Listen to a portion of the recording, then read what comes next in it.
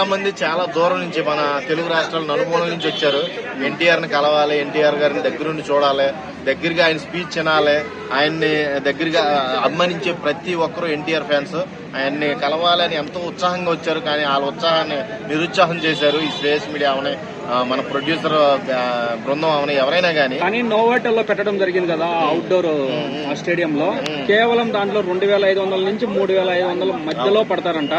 కానీ ఎన్టీఆర్ స్థాయి అదే అంత తక్కువ ప్లేస్ లో పెట్టి, ఇది ఒక రకంగా చెప్పాలంటే ఇది ప్రమోషనల్ స్టంట్. ఇది ఇప్పుడు ఏంటంటే, ఇప్పుడు ఎన్టీఆర్ వచ్చి వెళ్ళిపోయాడు అనుకోండి, మర్చిపోతారు అందరూ. అలా కాకుండా ఈ ప్రొడ్యూసర్లు ఏం చేశారంటే ప్రీ ప్లానెడ్ గా నోవాటెల్లో పెట్టి ప్రోగ్రామ్ క్యాన్సిల్ చేశారు. దీని మట్టికి ఎన్టీఆర్ అమ్మాయిలు చాలా తీవ్రంగా వ్యతిరేకిస్తున్నారు. ఇలా చేయడం పట్ల వాళ్ళకు చాలా అసహనం అయితే వ్యక్తపరిచారు. బాగా ప్రొడ్యూసర్ల పని అని ప్రమోషనల్స్ అంటే ఖచ్చితంగా. లేకపోతే ఈవెంట్ అనౌన్స్ చేసి 2000-3000 రూపాయలు పాసులు పెట్టి వాళ్ళందరూ, అసలు కొంతమంది అయితే పాసులు లేకుండా కూడా లోపల ఉన్నారు చాలా మంది. అలాంటి వాళ్ళు కూడా యాక్సెప్ట్ చేసినప్పుడు, అది కాకుండా ఎన్టీఆర్ కూర్చునే లైన్ లో ఫస్ట్ లైన్ లో అభిమానులు కూర్చున్నారంట. అవునవును, హద్దులు దాటారు అన్నారు కానీ అక్కడ ఏమి దాటలేదు. ఎదర బాల్కనీలో ఒక వరుస అయితే భోజనాలు పెట్టినట్టు కూర్చున్నారు. ఎందుకంటే పట్టించుకోవడం మానేశారు, పొలిటికల్ స్టంట్ కాబట్టి. అవునవును, ఖచ్చితంగా ఇది పట్టించుకోలేదు అన్నప్పుడే మీకు అర్థం కావాలి. ఇదన్నీ కూడా ప్రమోషనల్ గా ఎన్టీఆర్ ఫ్యాన్స్ అందరినీ బకరాలు చేశారని ఈ శ్రేయస్ మీడియా అయితే ఎవరైతే ఉన్నారో, ఈ ప్రొడ్యూసర్లు అయితే ఎవరైతే ఉన్నారో, వీళ్ళందరూ ప్రీ ప్లానెడ్ గా ఇదంతా ఏ స్టేడియంలో పెడితే వాళ్ళందరికీ సక్సెస్ అయిపోద్దని మీటింగ్ ఇలాగ నోవాటెల్లో పెట్టి, లేదు మేము కంట్రోల్ చేయలేకపోతున్నాం క్రౌడ్ మేము భరించలేకపోతున్నాం, ప్రోగ్రామ్ క్యాన్సిల్ చేయండి అని కాడికి తీసుకొచ్చారు. ఇదంతా ప్రమోషనల్ లో ఒక స్టంట్. ఖచ్చితంగా ప్రొడ్యూసర్ ప్లాన్ ఇదంతా.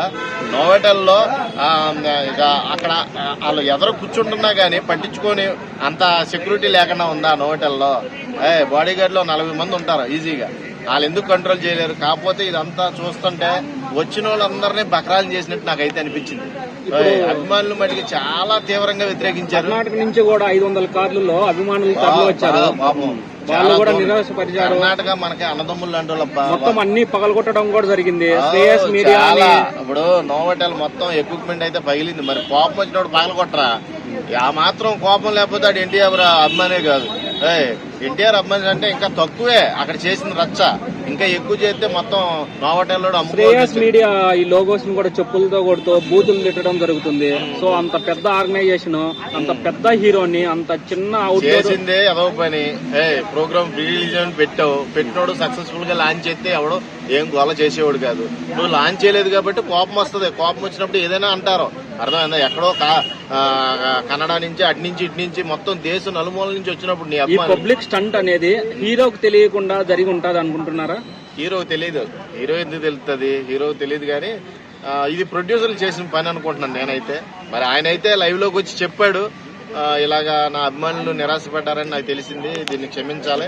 27 డైరెక్ట్ గా థియేటర్ లోకి వచ్చి మనం అందరం కూడా సెలబ్రేషన్ చేసుకుందాం, హిట్తో మనం ఈ సెలబ్రేషన్ ని బాగా ఘనంగా చేసుకుందాం అని అయితే చెప్తాం జరిగింది. ఆయన అంటే యాక్చువల్ గా ఒకవేళ వీళ్ళందరినీ పిలవకుండానే ప్రీ రిలీజ్ ఈవెంట్ అనేది ప్లాన్ చేశారంటారా?